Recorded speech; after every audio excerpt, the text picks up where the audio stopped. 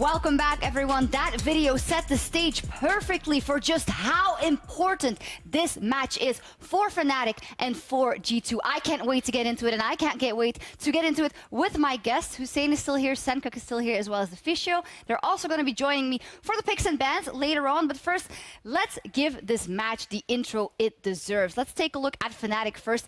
They hope to strike back. They hope to put a win on the board here versus G2. And this is their lineup. Within the top lane, Soaz. In the jungle, Broxa, mid lane, Caps, Reckless on AD carry, Hylissang on support, and Dylan Falco behind them. So, both teams, there's so much to talk about. Then, obviously, they both got off to a shaky start, and Fnatic not at the most. They seem to be taking it quite hard as well. The Fisio, what do you think of the current Fnatic, and what do you want to see from them today? I think the current Fnatic have shown good early games, but very, very poor late games. A big problem seems to be a clear disconnect between Reckless and the rest of the team. I see Reckless multiple times pushing on his own in a side lane and the rest of the team not ready to react. That gets punished and shut down. And then also some problems when it comes to setting up for Baron, which is costing them a lot of games. I think if you consider how Fnatic played even all of last year, that was always the case. It was just Reckless in side lane, and I think now they're finally being punished for not really working on the fundamentals or how to play the game as a team. So maybe they're trying to learn that now, I'm not sure. But I think one of the biggest reasons Fnatic really struggles in mid to late is because of that. All right, well, on the other side of the rift, we've got the current kings of Europe. G2, a team with 4 new players going into the season. Wunder in the top lane, Jankos in the jungle, then Perks, Yarnan, and Wadid bottom lane, and the coach is Grabs. And much of the same question marks around G2, the current kings, the 4-time EU LCS champions, not starting off too hot. Senkooks, same question for you. What do you think of the current G2 at this point in time? I think it doesn't feel like they're on the same page at all. I don't think Jankos and Perks has been doing that well together yet, and I think they can get there with time. And it just feels like a bit of a disconnected lineup. And against Rocket, I think they kind of abused that to some extent. And I mean, there's a lot of new lineups here, but I think they definitely need some time. But it doesn't look too great for them at the moment. I'm hearing the same things for Fnatic and G2, a disconnect, not on the same page yet, finding their synergy. Sadly for them, other teams seem to have found that synergy already. So what are you hoping to see, and do you think we'll see a good match here qualitatively today? I hope we will see a quality match. I really want to see Fnatic, when they get an advantage in the early game, transition that into proper Baron setups. I don't think they need to be greedy and chase kills or anything. I think they can actually just rely on some of the strong carries they have in team fights. I don't think Reckless needs to be in a side lane. I think he can be with the team around Baron and win that way. Well, we'll see what happens there for G2. You mentioned Jankos, you don't think you're impressed with them so much so far. So which lane do you want to see them play towards? Where is the win condition for G2? I think it's hard to say. I even think both lineups has actually pretty good individual players. But I think, I don't know for G2, I think Wunder has been having some solid games. Not something extraordinary, but it's not like he's gone behind or anything, but it just feels like the whole team is kind of crumbling. All right, there we go into picks and bans for Fnatic versus G2 Esports, our match of the week without Ryze, and I think some people will be happy about that. Kog'Maw also off the table, Galio off the table. I know Senkooks, you played that in the first week, and Shen. So what do you guys think about Galio right now after introducing it week 1? Everyone laughed at you, and then week 2, now everyone bans it. Why is he suddenly being such a considered pick? I mean, I think Galio just has the same strengths. It's like when Talia was broken, it's a push and roam champ that gives a lot. And it's also not that weak in the later games where Talia kind of falls off, I think. Do you agree with banning this against Caps, who only showed Galio once or twice all of last year? It's hard to say. I mean, I don't know what kind of scouting they have. I don't know what they've seen. Maybe they do it for a specific matchup. I'm not sure, but I think in general, Caps could play Galio before, and I've seen him done it before, and it was not like he was bad on it or anything. So I think they just maybe they struggle against it in scrims, so it could just be a comfort thing for them, or they're confident they can take Fnatic on a more standard team comp as well. Yeah, it looks like there's a standard pick coming out for the mid lane. I am looking very much at that mid lane at Caps versus Perks, because I think confidence-wise, both of them will want to show something. The Fisio, maybe we see the Veigar counter pick coming out as well if it's not banned. But for Jankos in the jungle, it's going to be Sejuani, and it looks like they'll be having Braum as their second pick. No surprises yet. And no surprise at all so far. Senkooks against the Zir, if Ryze is already banned. Do you think we're looking at a Malzahar from Perk's side, or do you actually think we are looking towards things like Veigar? I'm not sure. Like around the low right now, even in LCK, it seems to be a lot of comfort picks against Azir. That's the counters. Some people pick Veigar, some people play some Vel'Koz, other people play Zoe, and Forgot that she was open. that can still be a fine matchup. Like today, I mean, today was a pretty good matchup for Zoe apparently against Splice, or against Misfits. So, I mean, I think there's still. I don't think it's unmatched to first pick Azir. I don't think it's that strong. It's interesting to see what AD champion G2 is going to be forced on. I expect to see the AD champion pool pinched by Fnatic, and I would hope we see a Sivir ban at least, because if you consider how the two comps are shaping out, then Azir can still have push against Zoe. So I think G2 will probably look to equalize that from bot lane. Yeah, it looks like they have pretty strong lanes so far in Fnatic. Do you think maybe they'll try and find something for Soaz to play towards, or what do you think the idea of the composition is? I mean, how many dog champs open right now? Let's see. That's a lot.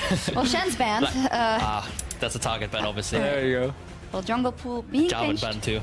One ban is actually a little bit surprising here and not going for the AD carries Hussein just highlighted before here.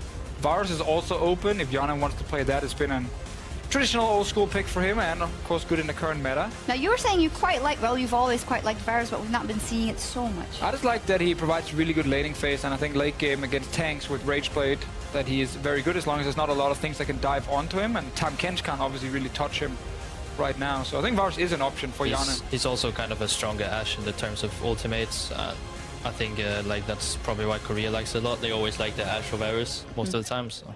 I like the Gnar pick a lot. We know that Fnatic will probably not play Jace from top lane, so no matter what, I think they'll have a strong side lane champion from top lane, and paired with like probably the strongest jungler in the game at the moment, I think G2's like looking really good here.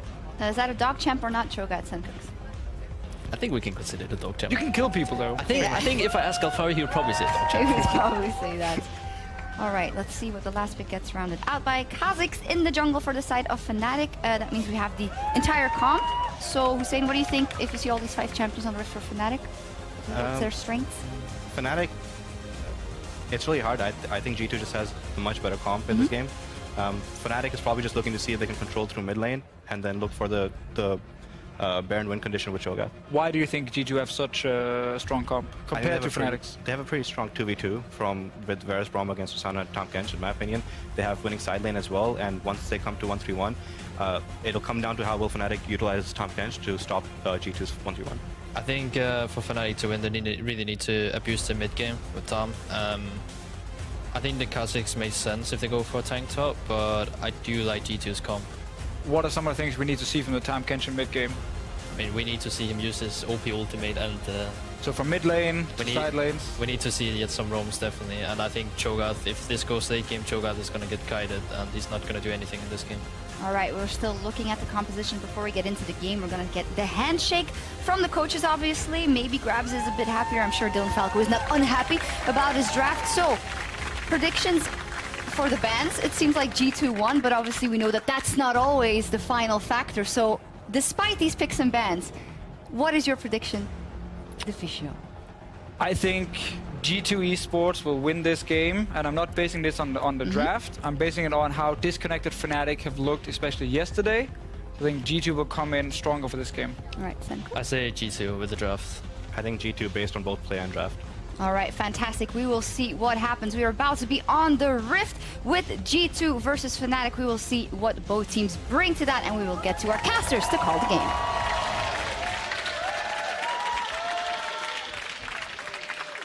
Vedius, 2 weeks ago, this match would have been a battle of royalty, a fight between kings worthy of songs and stories.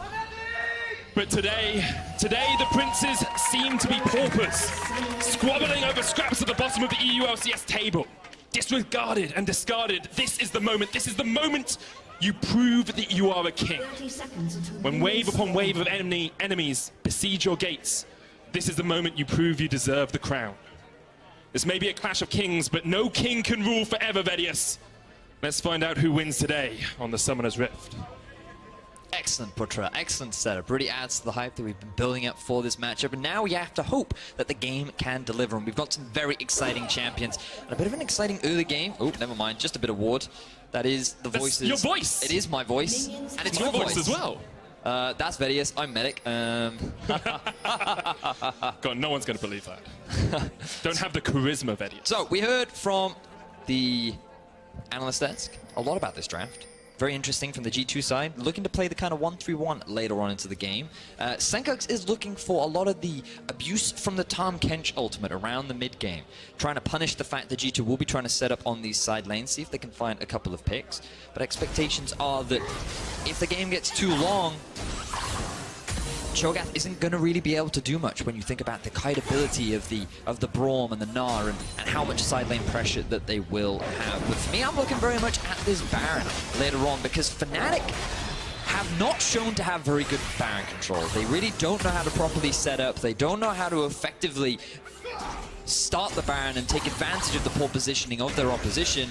And when they have a composition that has the Cho'Gath in it, has a fast Baron taking champions like the Azir and the Tristana, I'm concerned as to how well they will be able to play around that objective when I think it's so integral with their composition. Before we get into the real meat of the mechanics and the compositions, Vedius, I just want to set the scene for a few people.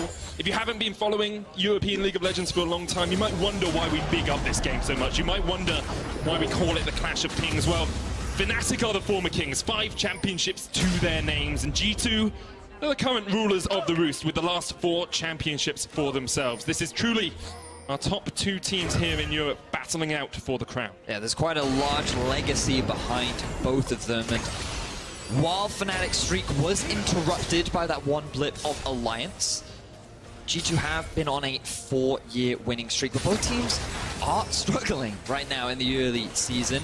Both currently sitting at 1 and 2. The loser will share 8th place with H2K after 2 weeks of play, which is definitely not what either of these teams really expected. So a win will be big here. Let's come back to the game at hand, though, Vedius. I want to talk about the mid lane. Perks against Caps. Mid laner versus mid laner. Star versus Star. And this time, Perks has the Zoe. He might be interrupted as Boxer is looking up towards the top lane for a gank, but he seems to just be waiting for the time being. Wonder is pushing up that lane, so as just allowing him to do so. As Wonder goes down to ward, let's see if they can set up a play. You can see that Yanko's all very close as well. Eganar coming up though, I think this is risky from Broxer. Just waiting his time, biding for the opportune moment to strike, for the time to commit regicide, to take down a king. Wonder has that Gnar bar built up, and it looks like Broxer realizes he doesn't want to take this.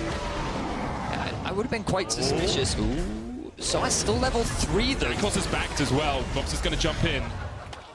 And that was a bit underwhelming. Absolute waste of time. Jungler effectively came to top lane, stole all of the XP, and then left. Pretty unfortunate there for Soaz, but I feel like Wonder should have caught on to something when he recognized that Soaz was still level 3, because they should hit level 4 at around the same time, but because now Wonder will have that XP advantage and is able to cleanly get out of that gank, bit of an advantage gain now in the top lane. Perks just picked up Teleport from Spell Thief in the mid lane from his W, so he's going to back now and then teleport back into the lane. And this is why I want to look at this mid lane, because Caps and Perks are probably pretty equal in terms of skill. It's really about how one of them can pilot these champions. Yeah, it's always an exciting matchup. He cancelled the TP, because Broxer was there. Wait. He had to cancel it because Caps was there with the push. He down towards the bottom side. Hilexang's the one going to get caught out first, looking for the double stun here. Still has the thick skin, is going to try and get his way away. Has burnt the flash already. Can get near the turret. The heal comes out as well. And Hilexang is somehow still alive as G2 can't quite capitalize. Good body block there from Reckless to avoid the final slow from Braum. Really tanky champion, soaked up so much damage and is able to get away with his life, but this will give a slight advantage to the bottom lane now of G2. So Wonder getting a bit of an XP lead in the bottom lane, the fact that Hilexang being forced back. Oh wait, he has teleport. Don't worry about Unsealed spellbook. Unsealed spellbook. But yeah, Perks cancelling his TP. He did swap to it, so you can see it was definitely his summoner spell that he did use. Caps will have that advantage, and it is interesting how Caps has changed it up to use the unsealed spellbook. Traditionally, we would see the Comet on the Azir to add a bit of damage to his poke, but instead, he wants to try and match Perks, potentially on a side lane, considering that they do want to play the 1-3-1 with the Zoe later on into the game. He wants to be able to prepare for that and compensate later on. So we know that Fnatic want to play around the Baron later on. We know that they have a strong team fight if they can get all the parts to work together. At the moment, they seem to have a pushing lane in top and a pushing lane in mid. What are G2 looking to do right now to try and react to this pressure from Boxer and from Fnatic? I think they're fine farming for the time being. Ooh, look at Bert. Does use the Ignite that he picked up from his Spell Thief. And unfortunately misses the E. I'm just going to say the E for now. The Bubble of Death. So good side-stepping there from Caps, but this is always an exciting matchup. We didn't really get to talk about it because the interrupting gank down in the bottom lane, but when Caps debuted onto the LCS stage, he went up against Perks, and he had some fantastic performances. Those highlights are still being used today of the great outplays that he was able to have onto his opposition. Throughout the year, Caps has grown, but Perks has done the same. He went to MSI, he managed to make it to the final up against SKT. Both these mid laners have had fantastic performances throughout 2017. And while right now, this year, there are certainly some contenders for the best mid laner in Europe, to many fans and to many Europeans, these two really are some of the big favorites that contend and want to be sitting above the other in the current EU LCS. And these two are the players that other mid laners look up to as well. I know Jizuke said that he wants to challenge Caps and wants to challenge Perks in the future. Someone else that people look up to is Reckless in this bottom lane. You know, he's been a stalwart member of Fnatic for the last few years. He's been the best AD carry alongside Sven for the last couple of years as well. You can't forget when you speak of stalwarts of SOAS too. That's the sign I want to see. SOAS, just such a veteran of the league now. Yep. So many years he's been playing League of Legends, still performing at the highest level. I want to come back to junglers and jungle pathing. Vedius, bring us back to the actual game at hand at the moment. Jankos and Perks haven't been too effective.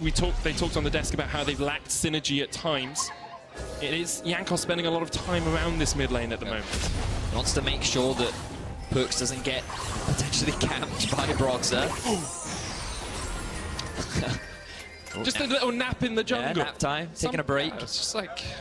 But this is something that we've seen G2 do a lot over the last 2 weeks. They love to play around enemy neutral buffs, the blue and the red buff. They push up mid, they make sure they set up vision in advance, and they're able to steal it away. In the past, teams like Giants were successfully able to punish them, but Fnatic were not prepared. Soaz was forced under his tower, Caps was focused on farming, and after Broxer ate the sleep, they were forced to give up that neutral objective. So small gain now in favor of G2. That's what we want to see, more synergy between the top mid and the jungle there for G2, setting up the play, being able to steal away some of the jungle.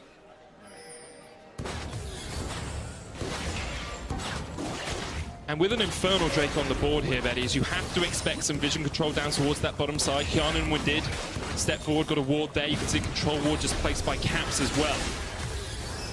And why are these teams likely to go for that early dragon, that early objective? Oh, early objective in terms of Inferno? Yeah, I think it definitely has a lot of value. I think that the teams won't fight for it, unfortunately, because if you fall behind in the early game, that really does affect the compositions pretty heavily. But it's definitely a big objective that you want to play around. TP is coming up for Soaz. Will be a window that they can use to try and take that one away, but Caps is also setting his eyes on the blue buff. Says, look, you took mine, I maybe want to get this, or maybe even a top bot lane play. Remember, again, TP's unavailable for Wonder right now. It's a stopwatch on Hyun, and we have to watch that. Going golden can totally stop a gank in its tracks, and you can see Fnatic unwilling to make that call, unwilling to pull the trigger on that gank. G2 have extended about an 800 gold lead here. CS advantage for Wonder in the top lane against Soaz on that Cho'Gath. Very much what you'd expect in the Nart versus Tank matchup. Cho'Gath's just doing what he can to sustain. Now Perk's looking for a roam. Remember, the range that you can get through the walls from the E of Zoe is incredibly long. And then once it lands, Zoe has so much time to position in a way to deal as much damage as possible. Sleep, speaking of. That's a paddling. Caps feels the bad side of a paddle star. Doesn't connect with the final one, but the Drowsy does. Alex looking for another paddle star here. Hits it on towards the Razor Beaks instead. And I've seen a couple of times there, Perks perhaps mistiming his portal jump forward. The paddle star seems to be finishing before the portal jump comes out. He did make a tweet saying that I will be the best Zoe in the world. I don't know how confident he is in that statement, given that he said a similar thing about Yasuo at one point, but we can brush that aside as G2... At least he's played the Zoe this time. True. That's very true. So, you talked about early Infernal Drake. G2, they had the push in mid. Caps was forced back, and both Reckless and Hillsang had to respect the possible dive down bot, so they backed away as well, allowing G2 the numbers advantage to rotate back up and secure themselves the Infernal Drake. So G2, for the time being, maintaining control over the early game. Yeah, Fnatic seem to be on the losing side of a lot of trades at the moment, both in terms of people getting damaged out, vision control going in favor of G2. They stole away that blue buff. Gold isn't too monumentally different, but there is that slight lead in the top lane, about 200 gold or so. Boxer takes a chunk, and he's going to get forced back as well. Cannon minion missed there for Perks. Oh. Hurt his pride. That's actually what makes you lose mid lane. It's not getting killed by the enemies. Every time you miss a cannon minion, you just die a little bit inside. What hurts even more is when you have the Spell Thief-like passive and hit on a minion, and then you miss that. Oh. You fail to last hit that. That's... You've felt that a lot of times. I feel like I am a terrible Zoe player. Absolutely dreadful. I know. My average deaths per game is 11. So, that's my average. Was it Faxi last year who had that 13 death game on Jarvan? Just cosplaying as an LCS player then. Yeah, it's my climb to fame. Now, looking back in at the game at hand, keep your eyes on the wards that Jankos has set up in the bottom side of the enemy jungle. He has this tendency to work with his mid laner, as we often said, to just get these deep wards down so he can track Broxah and see where he is moving around the map. Just having these bits of info, cut some of the entrances that Fnatic have, or that Broxah will move through, give Jankos that bit of extra information that allows him to move around the map and see where he can punish Broxah. It's not always about seeing the enemy jungler, it's about knowing where you're not seeing the enemy jungler. Helps you keep a track of them. Once again, Jankos is towards this mid lane. Caps is gonna just take a little bit of a start to the back and teleport once again from the Spell Thief here for Perks. Now remember, there is this ward down in the bottom lane that G2 could look to try and force a TP play. Hjarnan. Looks like Hillsang's going to take a Chain of Corruption, does use the Cleanse to get away from it, but the follow-up from Woodid is strong. Stopwatch, Glacial Fissure was used as well, and G2 will accept that. They don't need much more. A little surprised that Perks didn't want to TP into that, but they will take the Cleanse and heal away from Hillsang. He's not going to go for the Powder Star. It's all right. Caps utilizing the range that he has from the EQ combo to get away from Perks as fast as possible. Relatively low on mana. We can also see the support item being picked up by Perks as well for a bit of additional gold, but also that bonus move speed that you get once you complete the quest. And I'm intrigued to see Fnatic falling behind in this game, because Jankos is going to get the engage on Caps! He got clapped, Redix. We just talked about how G2 love to play around these neutral objectives, blue buff specifically. They have the timing on it. They knew that Caps was heading that way. And while they got there a little late, they got a compensation prize in the form of a kill onto the mid laner of Fnatic. And once again, we see a Zoe pressuring a turret into an Azir early on. Jizuke did this earlier. He got first turret in the mid lane. G2 are looking to put some damage down on this tower as well. And they have a 2,000 gold lead at the 15-minute mark. Up until now, Fnatic have been the best team in the league for having a gold lead at 15. They averaged 2,000 ahead. Wow. Here, they're 2,000 behind. G2 putting on the pressure. They've had good control over the early game, and now their eyes are set on a dive top. Caps is trying to answer, but won't get there in time. Caps is on his way. Perks there already, though. The Gnar back on towards Soaz. The Paddle Star does not connect, but the sleep will, and he will take a nap. Soaz goes to sleep, and Soaz goes goodbye as Perks gets his kill. Perks even picks himself up the flash, but here comes Caps. Broxah there as well, the heal on towards Perks, another sleepy trouble bubble, and they're gonna get the double! Caps jumps in though, he's trying to get these soldiers to do some work for him, the stopwatch out of Perks, but he has nowhere to go! Caps will get a consolation prize. Perks using the stopwatch there to buy time for his top lane. It ends up being a 1-for-2 trade in favor of G2. A lot of flash is used, but a lot of kills gained as G2 continue to extend their gold lead. Just strong laning here from G2. A bit of synergy between Jankos and Wonder and Perks that we're starting to see, that I'm starting to like, but a lot of it's just been them playing the lanes and playing the vision game better. They get first turret in mid lane. Caps is trying to answer top, but the pressure is all in G2's favor. I like the play here from G2. They recognize they're going to lose that top tower. So in order to get the bonus gold, they send Wonder into mid, where Soaz was also TPing, and secure it for themselves. So neither top laner has that TP available. A lot of summoner spells around mid and top have been used. So our eyes now have to track these mid laners. Where do they try and repeat gank? Where do they look to set up elsewhere?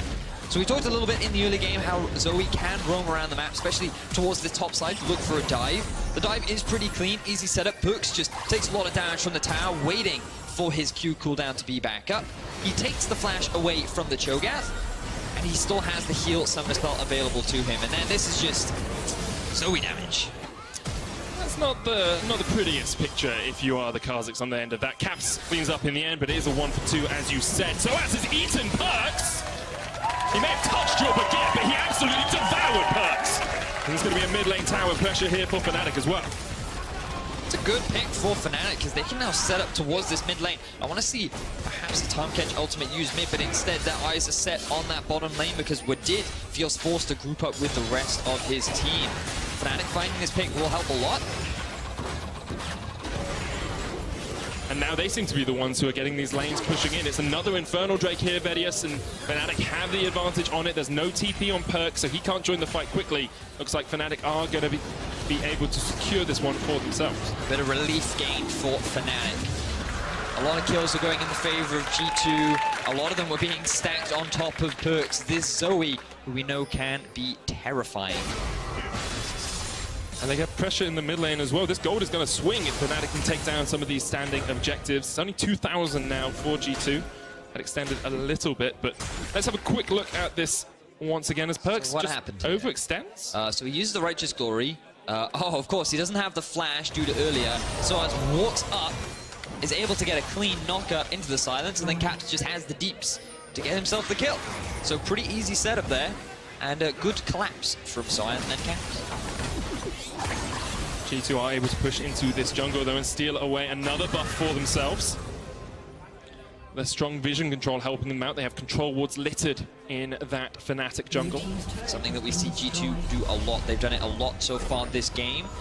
And successfully being able to steal another buff is a great feat. Now we see Perks putting the harassment down onto Hillsang. Unfortunately, doesn't find anything. But G2 did secure themselves another tower in the bot and top. So now that gold lead has in fact extended to 4,000.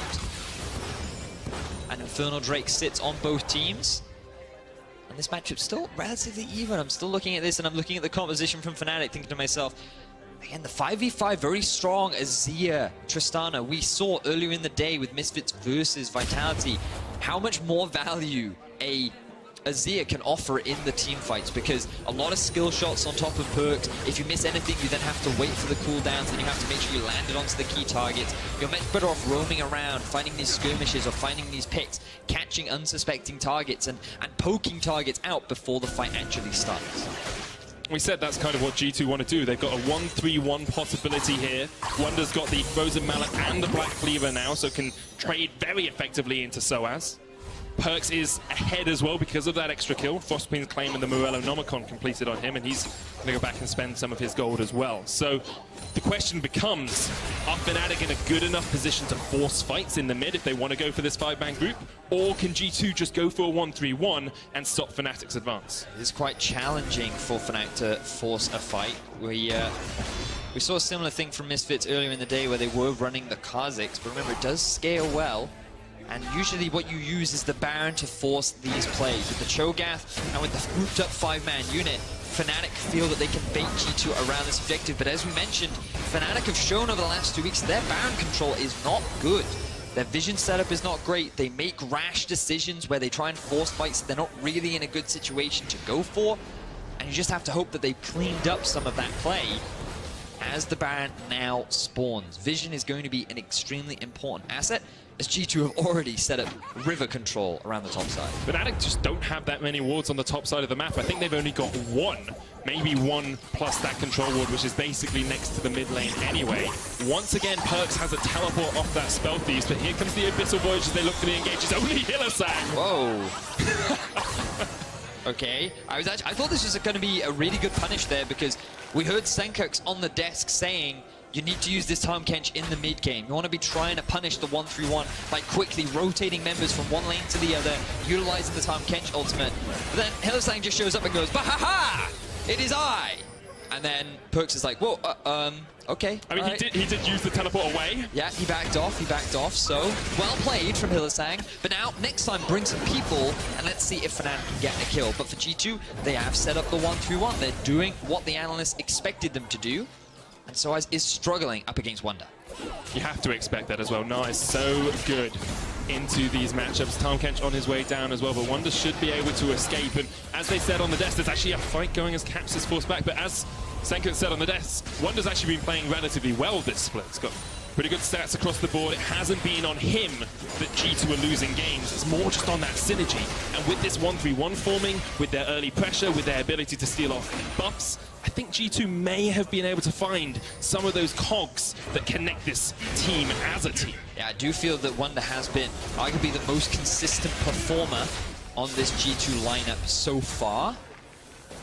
Given the amount of pressure he's exerting down on the side lane, I definitely think he's one of the reliable carries that you'll be looking at if you're a G2 fan to have a large impact on this game. But Perks is obviously the other big carry. We already talked about him earlier on.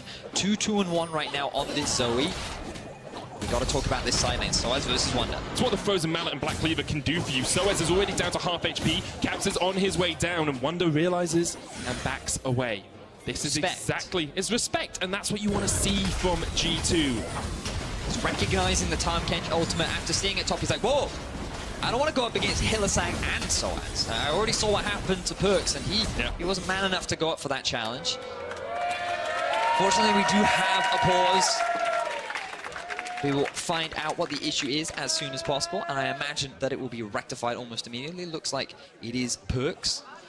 Does give me an opportunity though, Vedius. Perks, before week 1 of the EU LCS, had a chat with some of our article writers and taught us how to play Zoe. He did. So if you want to jump over to eu.lolesports.com, you can play Zoe like Perks, which this game has been pretty well. I mean, aside from the death in mid. Well, yeah, but we forgive him a death. Everyone gets 1 death. Sure. He's died twice, so everyone gets 2 deaths. It's better than averaging 11, right? Yeah, so exactly. I think that it's definitely a fine performance from Perks as of right now. Just to give people a bit of a recap, 3,500 goal lead in favor of G2 right now. A lot of that does come from the tower advantage that they have, 3-1 in favor of G2. And along with that, we're looking at players like Wonder and Perks to be some of the big carries off on the side lane. Those are the 2 players that really should have a big impact in this game moving forward, and the way in which they execute the 1-3-1. Typically a slightly harder composition to execute compared to the group up 5 force a fight, but for the time being, G2 are doing a fine job. Perks is just experiencing some frame drops. We're restarting his PC to try and get everything settled, and we should be back into game relatively soon, assuming everything goes well. You don't want to be like me, who always plays at 60 FPS. You got to make sure that you go I don't understand up to why everyone optimal. complains about that. So, like, if your monitor's 60 Hz and you play at 60 FPS, seems fine to me. That's what I like, but for our We're going to get a lot of angry tweets They- after this. Like, what are you doing? You're not using your graphics card optimally. But for pro players, obviously, they want the maximum settings. You want to make sure that you are performing optimally and your environment is in perfect conditions. League officials are just getting the ready checks from the players, so we should be back into game relatively soon. Excellent. Quick pause, just gave us a bit of a breather. The tension was building. And we got to talk about FPS issues, Yes, so we that's did. always a benefit. That's always a joy. You see a lot of Zoe on the cams right now. It's really good. You know, she is actually one of my... I was really excited about her release, and I was like, I'm going to main Zoe. You're not good enough to main I Zoe, know. that's the- She's really hard, man. She's That she really is. Let's hard. get back on into Summoner's Rift as we watch the pros pilot Zoe. Venius, quick evaluation of the state of the game. 3,000 gold ahead for G2. Infernal Drake on either side. 3 towers to 1 in favor of G2. But those turrets are looking pretty low. Fnatic could try and take them out soon. Jankos has his eyes on Caps. They will just gain mid priority for the time being as they now move over to the Baron. And so the dance begins once more. The classic, the standard, the first step that you should always take when securing Baron is gain river control. You'll see that Wadid will just run up through the middle of the river using his sweeper to make sure that there are no wards visible. Caps throwing a bit of poke down. But once the river is cleared out, that's when you start pushing your vision forward. And it's a slow back and forth, back and forth. And so G2 will constantly move back to mid, clear out the wave, move back into the jungle, and start to spread their vision even deeper. And this is where Zoe becomes lethal. Look at these walls that she can jump over. Look at the poke that she can throw down. Boxer takes a quick nap, but should be okay. Soaz did get bottom tower during that vision control period for G2. So Fnatic are now back within 3,000 gold. You're looking at a Leandri's Nash's Tooth on Caps. You're looking at an Infinity Edge and a Static Shiv on Reckless, who has been pretty quiet thus far in the game. Haven't seen much from either of these bot lanes. 0-0-0 across the board. Really has been the top side of the map. This is the dance that you'll see once again. So now that G2 have backed off, they've gotten a bit of deep vision in the side of Fnatic's jungle. Fnatic now move in. They clear out the wards, but they're now going to be out of wards. They have to go back to base, reset. G2 will do the same, and you have this back and forth, back and forth. And ideally, you want to try and punish when the enemy team is going back to base, restocking on vision. And given the compositions, it's Fnatic that want to be forcing this. They have the Cho'Gath, they have an Azir Tristana, incredibly fast Baron taking team. And in the past, when we've seen them, they have not been great at it. But so far, they're playing the patient game. They're respecting the 1-3-1 from G2. They're yet to properly use the Tahm Kench ultimate to try and punish one of these side lanes yet. G2 have almost perfect vision around this Baron area now. Look at how many wards they have pushing towards the blue buff of Fnatic as well. You come down here, you follow Jankos. They've got so much vision. So you push up mid now. Ideally, you want to push one more wave up top, and then you try and force it, or you force a play mid. Cleanse from Caps, and he dodges away from the Fisher, but Wonder is on his way. Jankos with the flank, the knock up onto Hylissang, has to flash. Will get caught up in that stun. Here comes Soaz. He wants to devour a target. He looks for Jankos, but can't quite get the kill. Caps jumps forward. The soldiers are rising through the base of G2, absolutely destroying them in a 4v5. Fnatic get a 1-for-1 trade. G2 end up trading 1-for-1 in a 4 versus 5. Reckless wasn't even there, and now he's on his way. Soaz, look at all the HP he's just gotten back from the Warmogs. They have their eyes set on the final outer tier tower. Soaz needed a siesta, but they are going to get this final outer turret, as you say. 3 towers to 3 now, and Fnatic look to have some more mid control, and that is vital when you're playing around the Baron. It was G2 just trying to force the fight. Reckless doing what he normally does and sitting off onto a side lane. They knew that they had the numbers advantage, but they just overcommitted. So you'll see now, this is where G2 commit a little too hard. They see Hylissang, Perks misses the sleep, and at this point G2 should just disengage, especially with Soaz joining the fray. But Hjarnan positioned so close to the tower to secure that kill that it allows Caps to get all this free damage off, shut him down, and result in a 1-for-1 trade. And Fnatic end up coming out on top simply because they get themselves that mid tower. The gold's still in favor of G2, but these kind of mistakes are what G2 can't afford to make. And this is what we heard the analysts say. This is what we've been saying a lot about both these teams. Their mid-game decision-making, especially when it comes to setting up and playing around the Baron, just seems to be lacking. The synergy seems to be off for both these teams. Fnatic once again going to set up Baron vision control. I'm liking the amount of control wards I see in these inventories as well. 2 on Reckless, there were 3 on Hylissang. He's just placed one. Got a couple sitting on Soaz and Broxah. Reckless now has a QSS to try and keep himself a little bit safer from that sleepy trouble bubble. I think it makes a lot of sense too when you think about all the single target CC, the Sejuani ultimate. Oh, Shurima shuffle! Yana gets a glacial fissure off his Woodid, tries to get away. Broxah with the ult from the side, but Caps gets the kill, and now they're looking for a little bit more. They get 2, all off the back of Caps. Fantastic pick there from Caps, recognizing the no flash on Hjarnan. He already used it in the earlier fight, and now Fnatic have everything they need to start off the Baron. Beast still available on Soaz. Hylissang fighting Jankos, devouring him, stopping him from getting towards this Baron. The sleep is going to land. Perks jumps in. He can't steal it, and Caps gets it. And now they're going to try and save Hylissang, but he's already dead. Another Drowsy hits on towards Soaz. Perhaps G2 aren't done yet because Wonder is building up the raid bar. Caps is low, but somehow just about gets away. Another sleep on towards Soaz. Once again, the dog champ gets taken out, and Soaz will die, but Fnatic do get the Baron. Fnatic can be happy with that trade. Securing themselves the Baron is a huge advantage for them.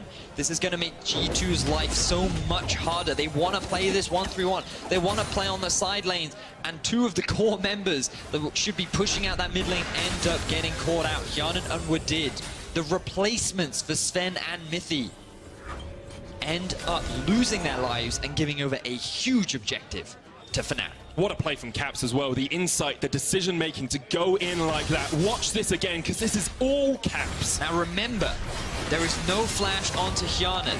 He cannot escape from this, and the collapse and punishment from Fnatic is magnificent. They get the kills they need, they move towards the Baron, and with the fast Baron taking power, they're able to secure it quickly. But so much praise needs to be given to Hylissang as well. 1v3. Or 1v2 rather, as Perkz tries to steal away the Baron. Jankos has no interest in getting there. He realizes he can't get in time. Entirely reliant on Perkz to steal it away. 75 HP on that Baron. That's only because Soaz failed to get the perfect consume off. 75 HP, that was pretty close. Perkz almost stole it with a paddle star, but now Fnatic in the advantage. Only 1,000 gold behind. 30 minutes into this game, they show no signs of stopping.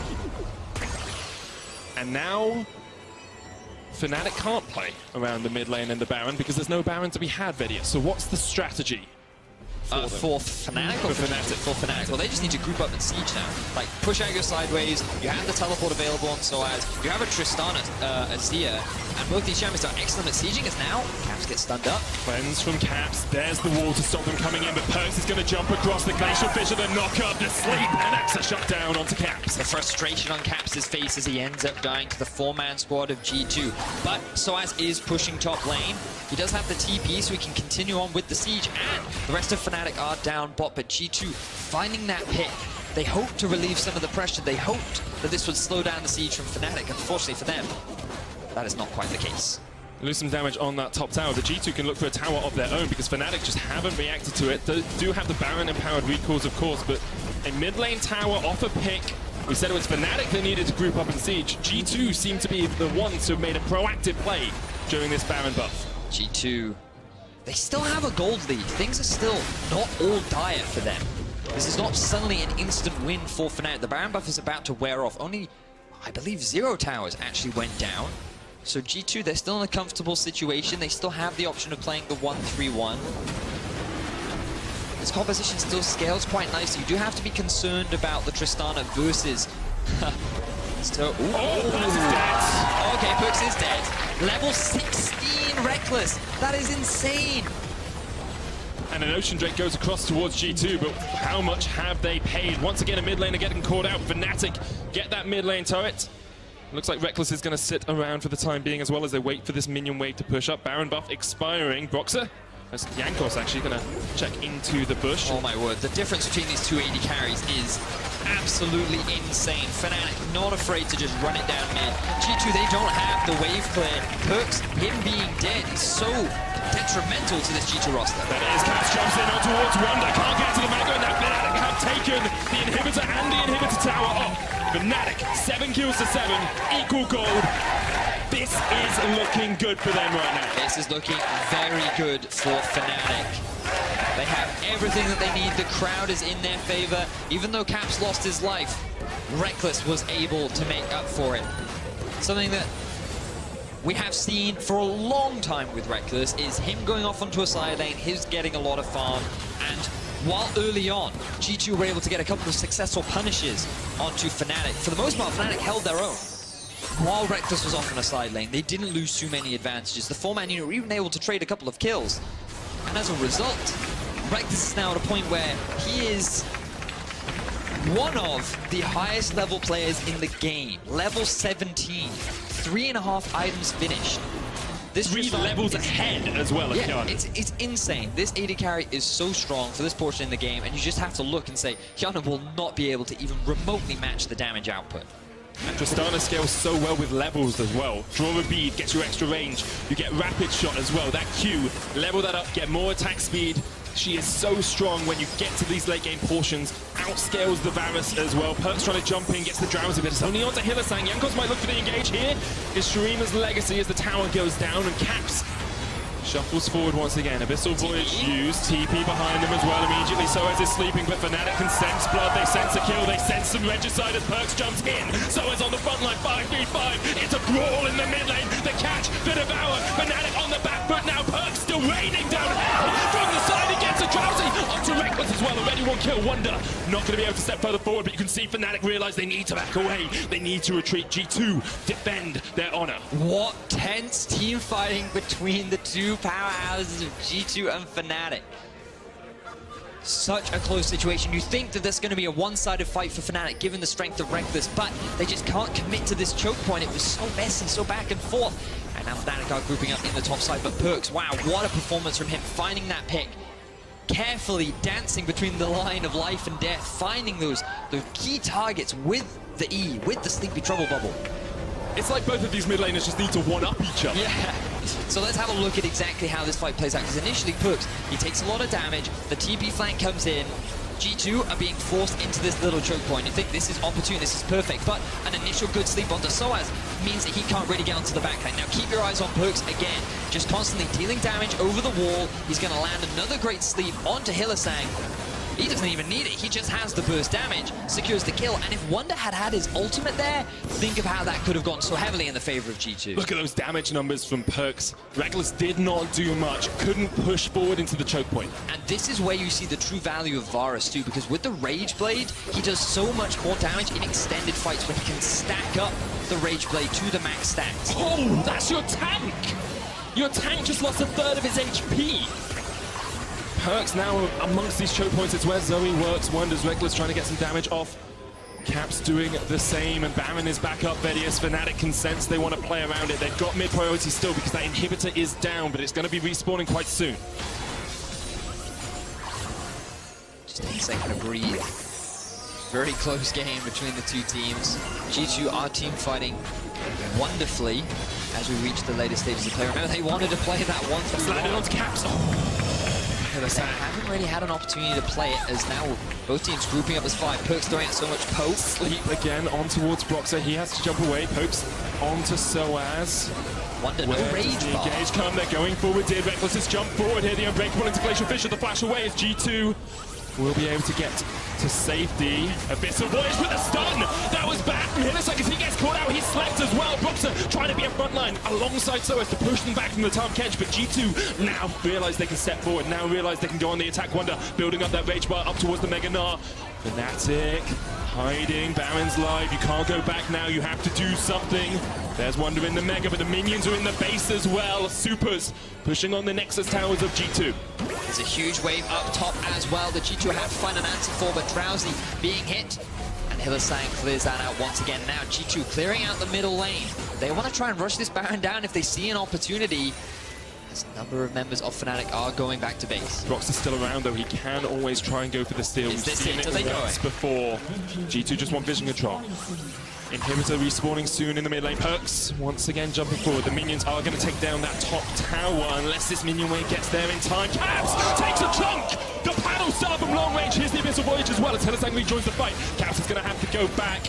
Inhib respawns in the mid lane and Fnatic and G2 are just brawling in the dirt at the moment. Neither team seems to be able to get the advantage. Straight Neither to the team. Baron, though. Oh, they're just clearing it out, forcing G2 to come and check. Zoe goes back to base on his way to join the rest of the team. Death Cap now finished for Perks. If you thought he was hitting hard before, well, he's going to hit even harder now. So he's going to be doing terrifying damage, but so is Caps. Both these mid laners have been so monumental in finding opportunities for their teams. Let's see which one is able to come out on top, as Reckless now level 18 and Caps soloing the Elder Drake. On Azir, something you can do. Wonder's looking for the Mega here, but does not realize the Elder Drake is going down. It's with an Infernal as well, so you get that there. There we go. Fnatic with a proactive play, get the Elder Drake, but G2 have positioning on the Baron. But they can't afford to rush this right now because Fnatic, they want to fight. They have an excellent team fighting comp. They have reached the late game stage. They have the Elder Drake. Everything is in their courthouse to win a team fight. So G2, they're just trying to stall. Can they find the engage there, though? Really looking at Ruptures or Azir. Caps shuffling his way on towards that backline. And G2 have the tools to just zone control them away. Those Sleepy Trouble Bubbles are not a pleasant sight if you're a Fnatic player at the moment. Once again, playing around this Baron vision. So tense. Soa's going to get slept. Perks presses up the paddle star. Perhaps a little bit of nerves as he's challenged by Caps in this game once again. Just constant sitting in the middle lane, pushing back and forth. Side lanes are not a thing anymore. There is a big bot wave for Fnatic. It's going to take a bit of time to push forward. Big top wave for G2 as well. The map is split, Vedius. But Fnatic, they have priority over the middle lane. They also have the Elder Drake. Their eyes are set on this mid inhibitor. Put down the Streamer's Legacy as well, an extra tower for Fnatic to try and push in. This is the moment where kings are made. This is your coronation. You win a fight here, you take the game, but G2, they're not giving up that throne easily. Tahm Kench ultimate straight towards the Baron. They're rushing it down. Ward comes down, as does a second. They realize it now. Jankos looking for a flank here. 5,000 HP, so as flashes away, but the Baron is so low. Boxer gets slapped. There is the Baron. Fnatic get it, and now G2 have to wonder if they want to take the fight. So as with the knock of the Devour from Fnatic, Healer Sang Perks there with a jump in. G2, they want to do something here. Can't quite land the Glacial Prism. They can't quite land the damage, but eventually they'll take down Soaz. We're going to try and chase out Healer Sang as well, who can just flash the wall. He gets slept. The Blast Cone jumps away with the cleanse. And Fnatic once again get away, but Wonder's not done yet. He's building up that rage bar. You can see G2 are hungry for the fight. They can't quite get the kills. Hillesang escapes, and Fnatic get the Baron. G2, they lose control. They decide to commit onto Soaz rather than trying to steal away the Baron. They're only able to find a single pick onto Soaz, but Fnatic walk away with the objective. You have to imagine that now they have everything that they could need to try and end this game, but look at where Jankos is focusing. His eyes are on the Cho'Gath. He wants to kill the tank. He doesn't want to go for the 50-50 smite. He thinks that he can force Fnatic into this fight. But instead, Fnatic, they just disengage. They walk away with the Baron, they split up, and they realize, right, if we're going to lose a couple members, it's fine as long as we walk away with the big buff. It's important to remember that big minion wave in the bot lane as well. That did take down the tower for Fnatic, so they get some more gold from that. They are now perfectly even in gold once again as we come up to the 40-minute mark. And look at the damage from Perks. It doesn't matter though, because Fnatic were focusing down that Baron. Elder Drake has worn off for them, but they do have the Baron buff and a level 18 Reckless.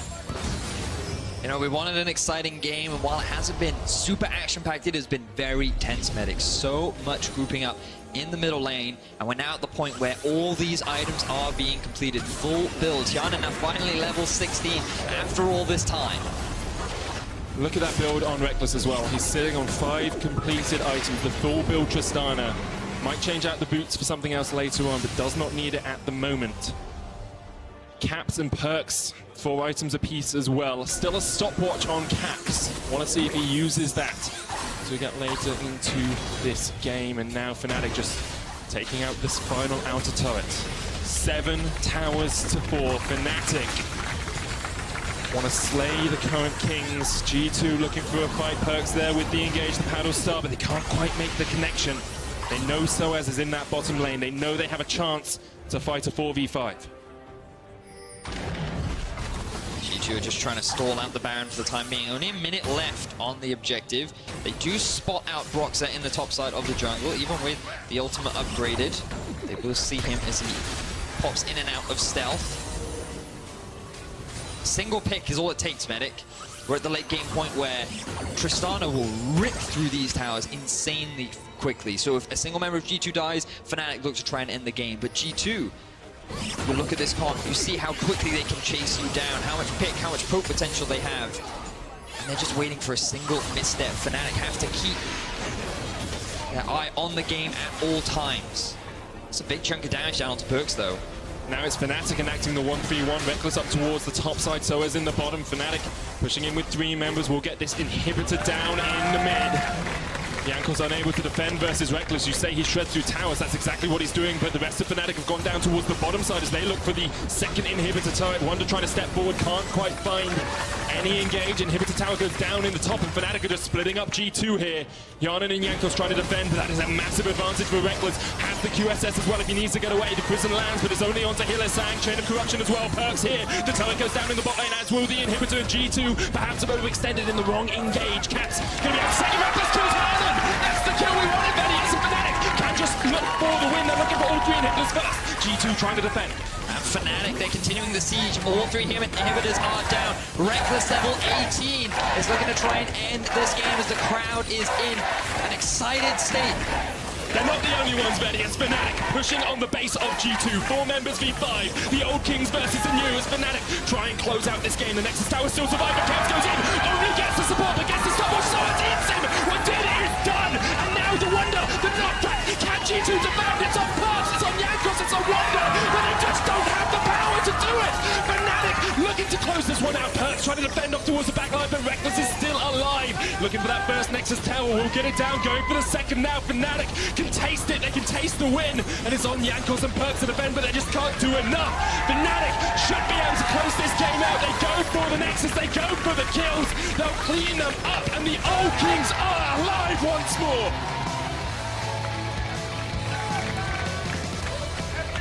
While Medic catches his breath, Fnatic walk away with the win.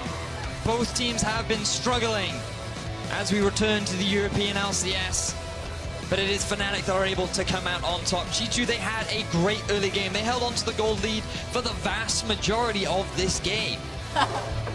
They tried to play the 1-3-1. They got caught out just one too many times, and your eyes have to fall to Hyanan. He did struggle a lot this game, whereas Reckless stepped up. Level 17, insanely early, throwing out so much damage, and alongside Caps, who was constantly finding those picks, positioning extremely well in team fights. Things just look bright for the side of Fnatic. And what a confidence booster that must be for them to be able to take down that win. They didn't get the early advantage we've been seeing from them. Came down to those later game shot calls, those Baron calls, the decision making around the macro play. It was a lot cleaner from Fnatic. Not perfect yet, but a lot cleaner than we've seen. Oh yes. It was a great game. It was definitely a way to end out on week 2. Have to look at the other side of the coin though, Vedios. G2. G2. What is going through their minds right now? I mean, they got to be frustrated, right? Based on, I mean, I think Perks still had a great game. I think he was doing a lot right. Yes, he did die in the middle lane, but that's just kind of Cho'Gath things. I can forgive him for that. His impact, though, in finding a lot of picks, playing a lot of team fights on a very difficult champion was impressive to watch. But they just couldn't really turn any of those big team fights in their favor. And a lot of that came down to the fact that Hyanan did struggle. He fell very far behind.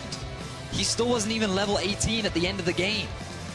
His damage numbers did look good when they were forced up into that choke point, but he was just sitting there, stacking up, hitting it onto the Cho'Gath, and not really the other members of Fnatic. And at the end, Reckless killed him in the 1v1. It was, Yes. well, 2v2 Reckless and Hylissang versus Jankos and Hyanan. But if you're a Fnatic fan, you are looking at the rest of the split, and you've got a bit more of a glint of hope in your eyes. I mean, it is still only week 2. Yeah. There's still plenty of time to turn things around. But in terms of expectation, no one really expected G2 to be 1-3 true. after the second week of European play. And while they did have a tough split in summer of last year, they were able to bounce back and have a strong showing at playoffs. And I imagine that will still be their expectation, but to lose to Fnatic is always a little bittersweet. It happens twice last season with G2 versus Fnatic, and I'm sure that they want to taste a bit of revenge, but today it was Fnatic that was able to claim the title of King. That it was. The players gave it all on the battlefield, and we're curious which of the Kings you think reigned supreme. Our analysts have selected Caps, Broxah, and Soaz as your options, so check out at LoL Esports on Twitter and vote for your player of the game. Apologize, my voice is still a little bit gone from that final team Yeah, fight. man, it's fine. Yeah, I think they're all worthy options. Personally, I would go towards Caps. I think that, yes, he did struggle a little bit in terms of the very early game, but he definitely made up for it as the game progressed. I think the amount of shuffles he had, catching out Hyanan and Wadid in that mid lane, catching out Wadid at the end as well. He would be my vote as well. But we're always guaranteed an interesting matchup when we get Fnatic we versus G2. Yes, with the meta, things are a little slow, but the fact that both these powerhouse teams just kept grouping up mid and it was back and forth. Oh, it was wonderful to watch. It was like everyone was home. It was like, wait, they're playing like I do. You know, just constantly back and forth. Who cares about side lanes? We don't need to control them. And it was Fnatic that were able to get that Baron in the end, and then they closed it out in relatively clean fashion. Played to their team composition, going 2-2 in the end. In our final game of the week, Fnatic came out on top against G2. Let's head over to Law and hear what Caps and Broxah have to say after that win. Thank you very much, Medic. Fun game indeed for those two. I mean, you guys, were you expecting to win against G2 today, Caps?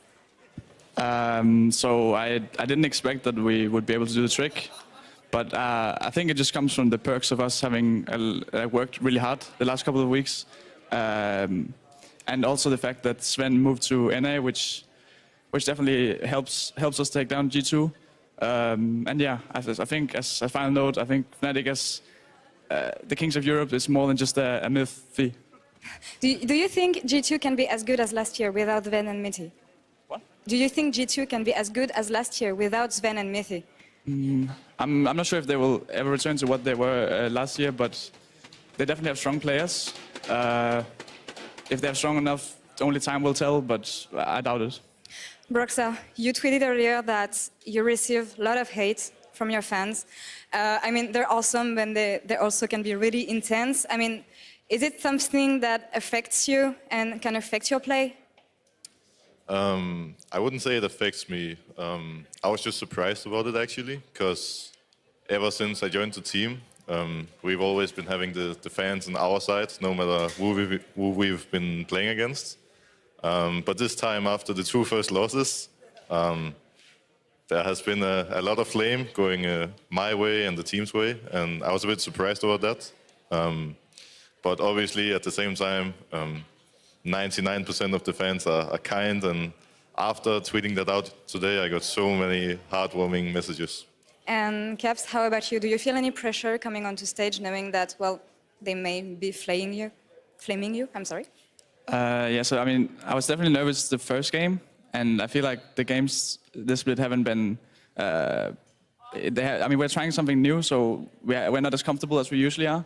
But I think it will just come with time, and hopefully, throughout in a few weeks or so, we will be at our best, and we will show the same confidence we showed last year. Well, you both were rookies last year. I mean, you went from baby faker to teenage faker. What have you learned from the last year, from Worlds to, well, where you are today?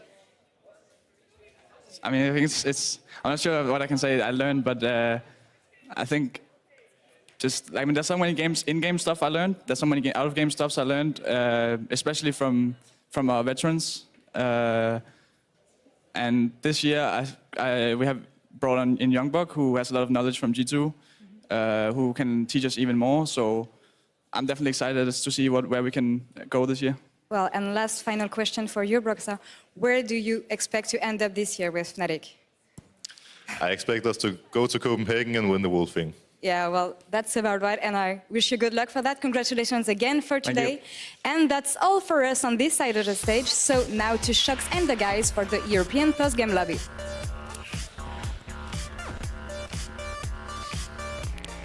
Thank you very much, Laura, and indeed welcome to the EU LCS post-game lobby, where I'm joined by Martin the Fisho, Lunga, Sencux, and Hussein Mousby from Misfits still for a look back at today's games and, of course, yesterday's games, basically the whole of Week 2. And let's start immediately with Fnatic versus G2. Gentlemen, can I get a poll? How exciting was this game? I thought it was quite interesting, especially in those end phases. In this meta, where sometimes we have games with very little action, I actually think we had a lot, so that already makes the game exciting. A little bit too much A-ramming maybe, but I think there were some cool plays. I really like the Zoe play, and I like Caps Z as well. Yeah, possibly a bit too much A-ramming. Why do you think that happened, that both teams kind of just were stuck in that mid lane, Hussein, and didn't seem to find an advantage after the early game? I think Fnatic probably has to try to A-ram and play around Baron that way, and I think G2 maybe over-respected Tankkench a little bit, so they both kind of fell in the trap of A-ramming, and it just benefited Fnatic this game. Did Fnatic kind of steal the game back by that first Baron? I think definitely the double pick they found in mid into the Nash was definitely like the game-changing thing. It really turned open the game for them. That's the only thing, they needed with the Cho'Gath. Yeah, because beforehand we talked about the picks and bans. You guys said, well, G2 has the stronger draft essentially, so who didn't do his job? Oh, I hate blaming one guy then. I don't even think you can blame one guy, because I think we saw a lot of people getting caught this game. Like there was the first time botlane got caught and they got Nash, then there was the second time where Perks got caught at one point. I think almost every member besides Shangos got caught this game. I don't know about Wonder, but Generally, it was a pretty tough game from Yanan's side on the Varus. I had a few team fights where he ended up a little bit too far forward, and then suddenly he was a target. And of course, in the mid lane with the first Baron, him and W2D2 were trying to push it out when they actually shouldn't, and Caps just killed him. So I wouldn't blame one specific player. It was just a pretty rough game for a Varus with very little mobility. If we look at the whole game. Yeah, I think that's fair. You guys talked about disconnect for both Fnatic and G2 before this game, that we wanted to see some more synergy on the Rift. Did this game give us much insight into the evolution, or was it more of the same, Hussein? I don't know if it gave us more insight into it, because it really was just ARAM from both ends. It's very easy to look coordinated when you're together.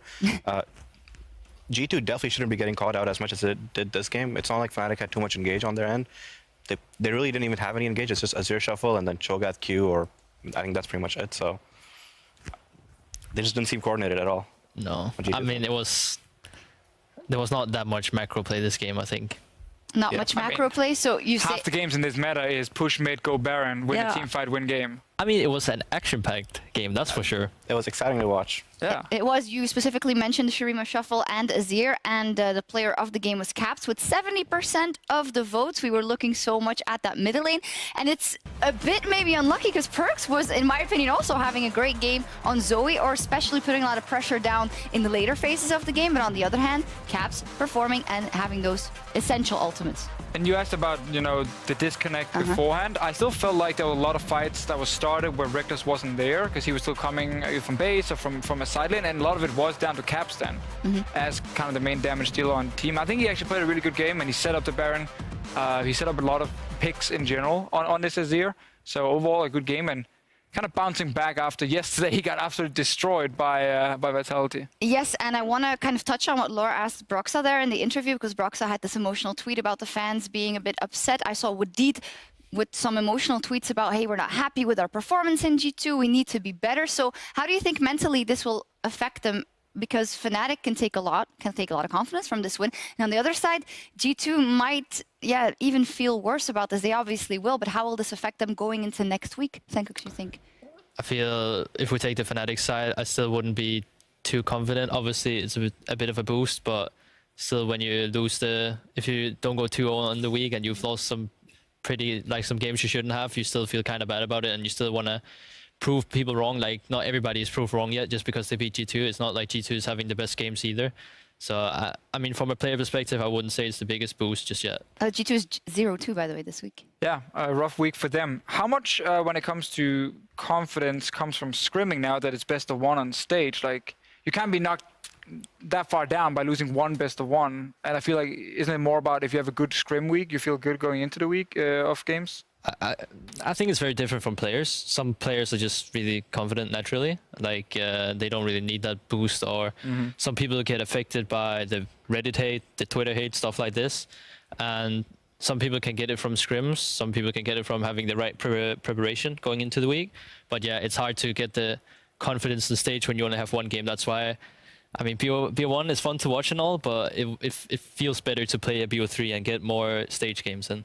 Yeah, makes sense. And talking about confidence, a team that's been very confident is Vitality. And going into today, they were also the only undefeated team in the EU LCS, but then they met Misfits. You guys beat them today. It was a very action-packed game. Vitality has been going guns blazing into these games. They're very aggressive right from the start. What, now that you've had a couple of hours to think about it, was the key in the end to taking them down today? I mean, I didn't have the greatest game of my career, that's for sure. But Maxwell had a pretty good Baron steal, and I think my bot lane played pretty well. At least from what I heard in comms, they caught some people a lot, so... Yeah, Hansama was player of the game, so he must have done something right. I want to hear from the coach, though, if it's a planned strategy to let the enemy team start Baron and then kill them and win the game. I mean, it's not so much a planned strategy as much as just a really bad call from both the teams we played this week. I don't understand the call. There's no pauses or PC swap this time, so, you know, there's no excuses there. But I'm still okay with this game because of, like, we didn't do as well as we should have individually, but from a map perspective or a team perspective, I still think we played really well. And the moment we got a small advantage, we really took advantage of it. So I'm still happy with how we played. Hussein, I'd like to ask you something that we heard from Cold yesterday. We had him as a guest and we asked him about, you know, what can you really say about the teams now since it's best of one? That's the first 2 weeks. And he said he thinks it's relatively... He likes to see teams that are aggressive early, pick early game comps and try and win through that and run over teams that have late game scaling comps, and that's kind of the right way to play. What do you think about that? I think in this meta it's really hard to do. We tried it, but personally, like, Misfits was always a team that loved to play early game. Even at Worlds we tried to do that, in playoffs we did that, so I would love to see the meta switch back there. But I'm glad to see that even though the meta isn't necessarily what Misfits was strong at before, we're performing pretty well in it and we've learned to play in it. Anyone have a differing opinion, or? I can agree. Like, I think playing the early game is it's way harder to snowball the game without doing any mistake when you play an early game comp. If you do one mistake, it can really throw the whole game.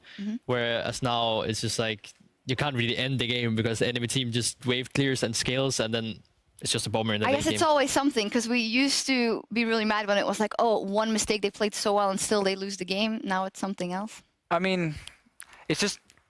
I think it's easy to play the game if you can tell your team you don't have to make any proactive moves in 25 minutes. Then you hit 2 items and you start playing around mid and Baron for pure team fighting. And it's not to take anything away from teams, and of course there are things you have to do, but I think it's a little bit easier than if you have to play snowball one specific lane, and if you mess up a skirmish there, or if you pick the wrong lane to play around and suddenly you fall behind and your comp just gets outscaled. That is obviously harder to do. I think Giants was actually a great example of a team who picked a comp that just wanted to wait 25 minutes before they really did anything. And then they fell behind a little bit, but HOK were not aggressive enough in the way they're playing, and the vision wasn't good at all. So Giants just stalled. And the moment they hit 25, they walked mid and took a tower on a Baron. Bam, game was over. Yeah, Giants know what's up in the meta. Another team that's doing really well, Roccat, one of the most positive surprises of the split so far. Today they were up against the Unicorns of Love, and they won again. This is their 3rd win in a row. So Roccat, yeah, good blazing. A lot of members we didn't really know what to expect of. Memento and Blanc working well together. Impressive.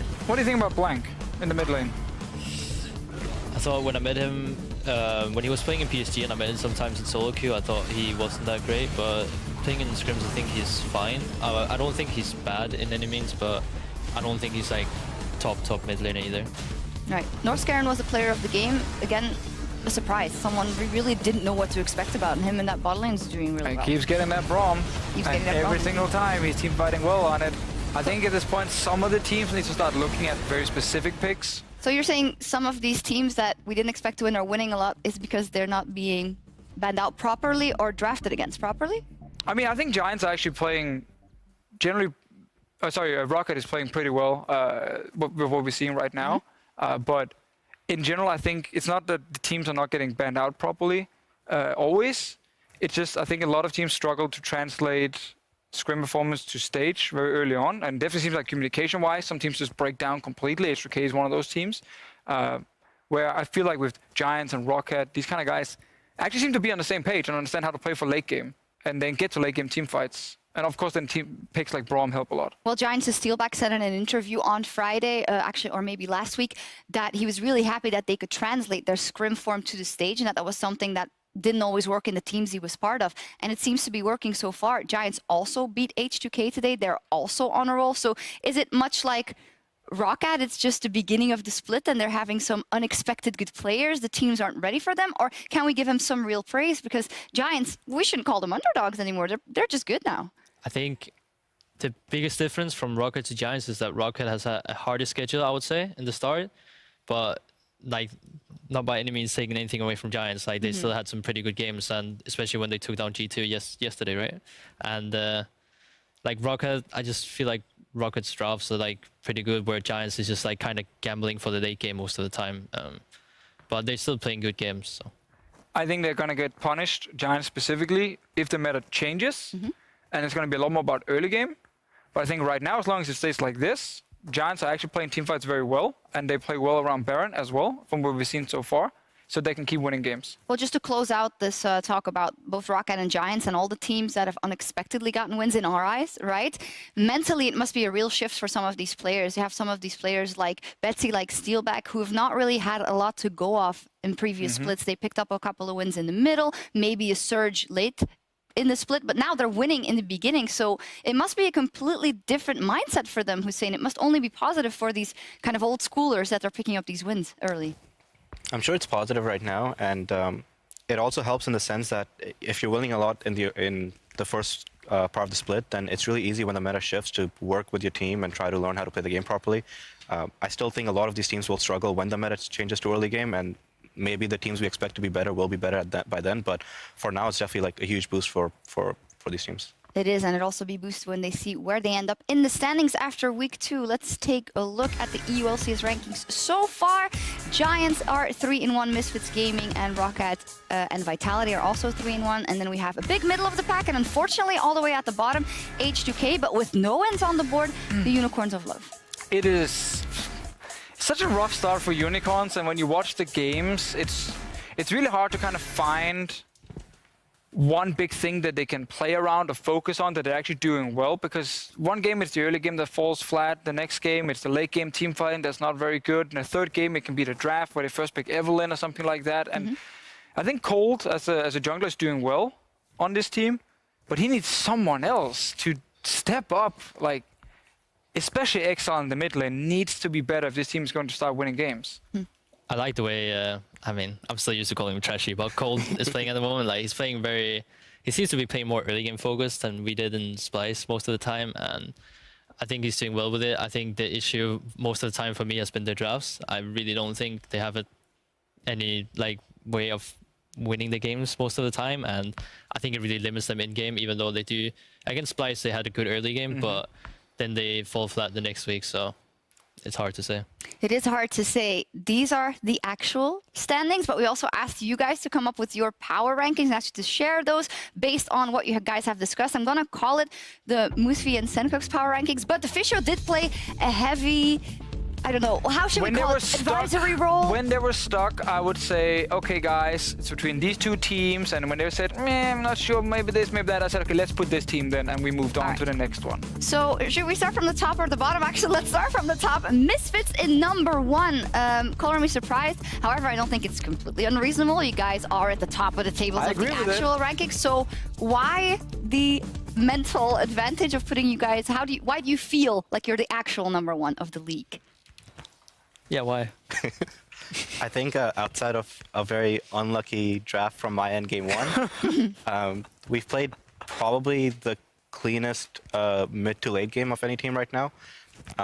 Schalke, I think, will be really good, but between Schalke and us right now, they of course didn't have upset for the first 2 weeks, so they'll take some time getting back into the shape of things. So for now, I think we're probably the clear number 1 in terms of how we're actually playing the game. All right, I'm going to just go through the shock factor, so to say. Fnatic 7 and G2 Esports 8, obviously not what everyone would have expected. And if they maybe have not seen all of the games, they will say, what the hell? So why do you rank them so low at this point in time, Senkux?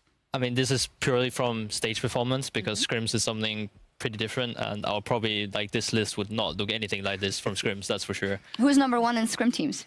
Who's the Misfits. best? Misfits. Yeah, Second best. No, I mean, look, the story of Misfits is like whatever happens in scrims, the opposite happens on stage. Yeah, so. Usually when we have a bad week of scrims, it goes better. Yeah, so you know, we That's just a leave it European out. classic, to be fair. Yeah. But I think G2 and Fnatic, like, they just haven't seemed to get their stuff together on stage yet. Like, G2's games has been so sloppy, and Fnatic's game yesterday just looked, I mean, let's be real, they got kind of dumpstered by Vitality, so I mean, I don't know. It's hard to put that middle. Like we were discussing, we were saying at the official for quite a while, Yes. but I mean, I guess we made it. I do like that giving Roccat and Giants less or so, but Roccat putting up pretty high, so kind of giving them the time of day, and that's equating them with how they are in the actual standings, because a lot of people are saying, when is that, bubble gonna burst for Roccat, and when is reality gonna catch up with them? But they're just good right now.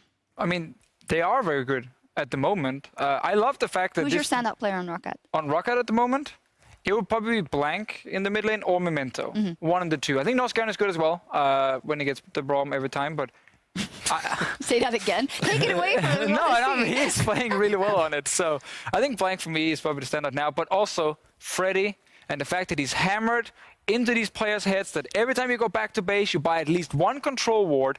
So that Roccat map is this, it's so littered up with wards You almost talk all about the it time. so often. You noticed it as soon as, I think, game 1 of week 1 that they had really good vision control. It was beautiful, and it makes it really hard for teams to punish them in the early game because they have so much vision down on the map and they put so much focus on it, so they get to scale into team fights, which they're playing well. And also the Baron calls have been pretty clean. So that's actually why Roccat should be behind the list. Vitality, I mean, they lost to the best team in Europe, so you can't really take them too far down, even though they are not undefeated anymore. Yeah, that's a good point. But Vitality, what do you think of the longevity? I don't know how to pronounce that correctly anymore. How long can the success last for them? They did drop a game today, and a question we've asked Hussein is, 4 of the players on this team have won a lot. They won over in Spain. They requalified with Giants. They were doing so well, and we don't know how they're going to react if the tide turns, if they start losing a couple of games. So do you see Vitality's success lasting into the playoffs? Possibly at the end? I honestly think they'll have issues in terms of their mentality. They all seem like really confident / cocky players. So maybe too much. Possibly. So I think it'll continue for most of the split. But I do think when the meta changes or when you require, like when the transitions from early to mid to late are a lot more punishing, then they'll probably go down a lot just because of the mistakes they'll make. I do want to ask, though, what is the best thing about the current Vitality right now I would say the confidence in the way they play.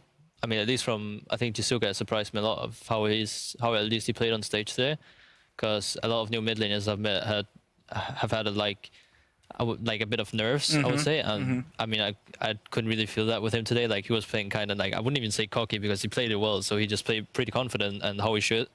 And I think that's the same for like most of the players, like how if you see the tweets on Twitter, like most of them are slightly cocky, you know. They already won the spring split. Yeah, I guess, but I think confidence is a big factor for them, and I don't think it's going to be taken away by any means of a few games. And maybe Yamato can do some wonders with them. I trust him, I will coach. Yeah, you worked with him a lot, and he did some good things for Splice as well. You guys all did. Did you see the article on LoL Esports that Betsy did? He gave his power ranking of mid laners. He put Yukdok as the undisputed #1, and I actually don't exactly know where he put you. Hopefully someone tells me in a second. But what do you think of the Yukdok hype this year? I think it's acceptable. If I would take off practice, because I haven't played everyone on stage yet, I would definitely put Yukdok #1, for sure. Yeah. For sure, even. What's Perks? Like, Perks is probably second. Like, it's kind of like a group second. I don't know how to put it. I just feel like Yukdok has been like the best from practice. Where are you in your own ranking? Number 10. Number 10? Yeah, Why is that? I mean, we saw that today when Jizuki Yeah, I destroyed know. him. I think you're laughing a bit. I'm not rating myself. All right, cool. Well, you can rate him. Where do you put Sandcooks? Ooh, so now I gotta come up with a list here. Clearly, No, see, no. confidence is not an issue in Misfits. There you go. I mean, he's in my top 5. Oh, on Betsy's list, he was number 6. He's probably number 5 on my list. All right. He's 4 on my list. There we go.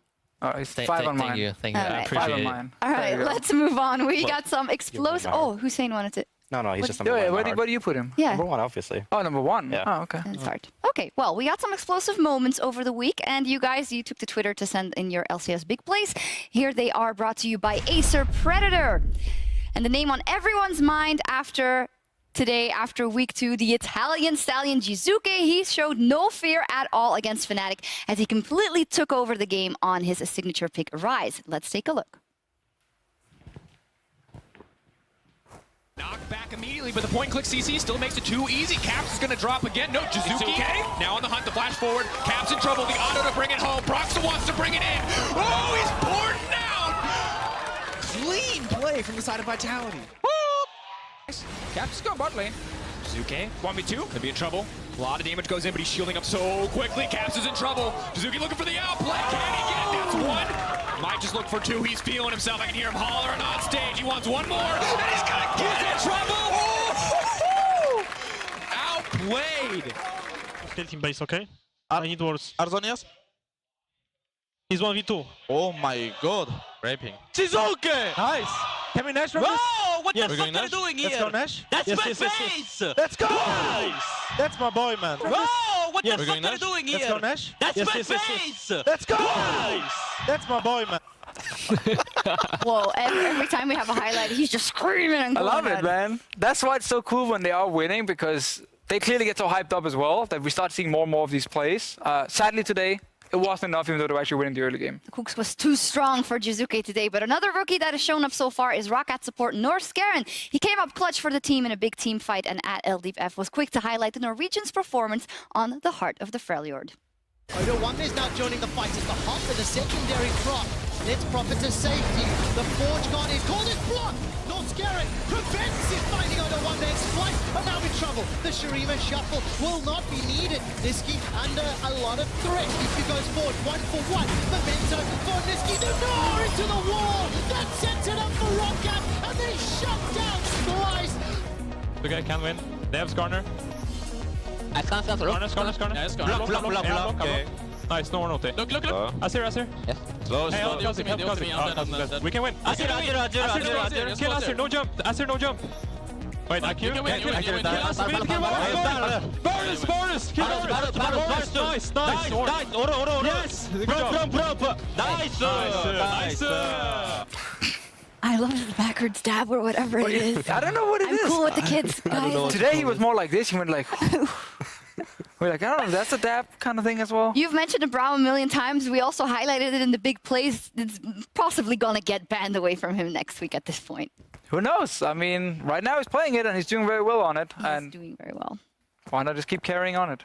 Good stuff. Well, we also had to wait 19 games before we got our first pentakill of the split. But what a play it was. Splyce's Kobbe secured the win for his team after a 47-minute long brawl with Schalke 04. He's going to jump in on towards Vander as well, tries to get the stretching strike out. The chain of corruption is going to come back on towards him, but remember, Zillion has the ult. There's the last man brings Pied back. They're jumping on towards Niski. The engage from Splyce is superb as they get one kill. Upset's dead. Brian getting chased. Kobbe's on the front line. Good by Schalke 04. There is Kobbe.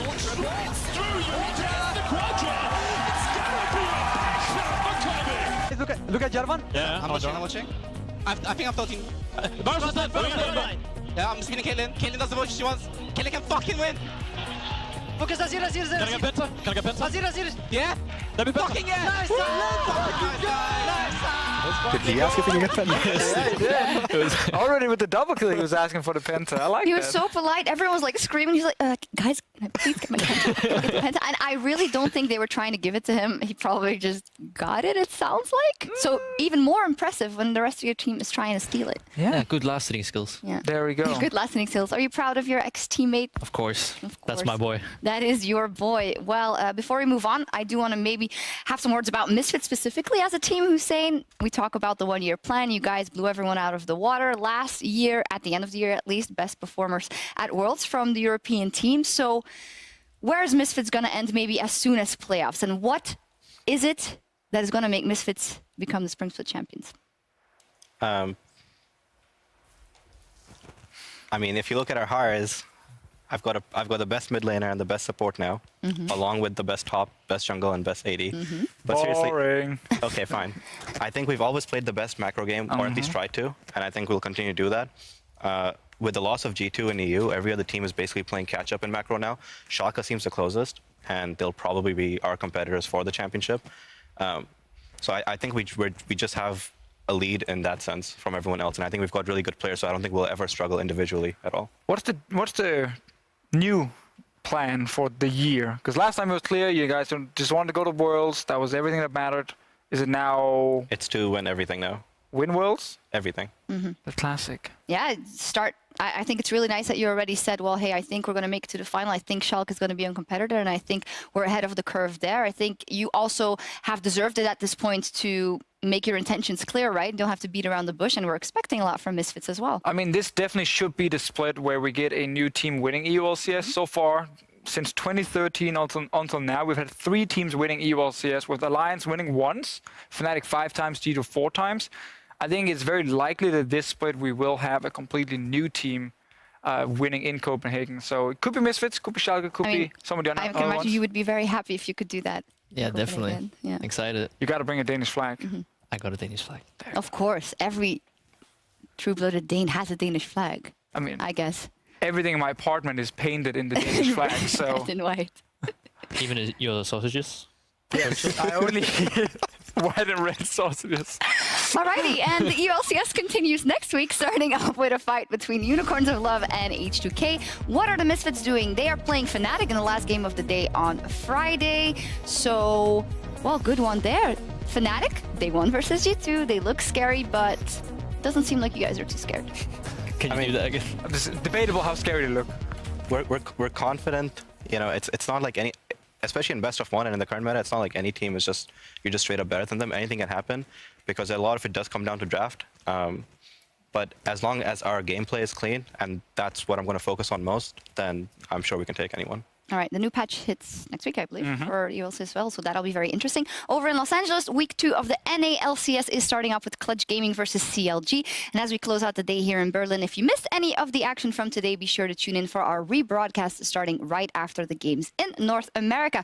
So we are just in time. You can go check out the NA LCS, and that's all from us here in this week. Thank you very much to our guests. Thank you very much to Fisho for joining me as well. We will be back next week, Friday, for more fights in the EULCS. See you then.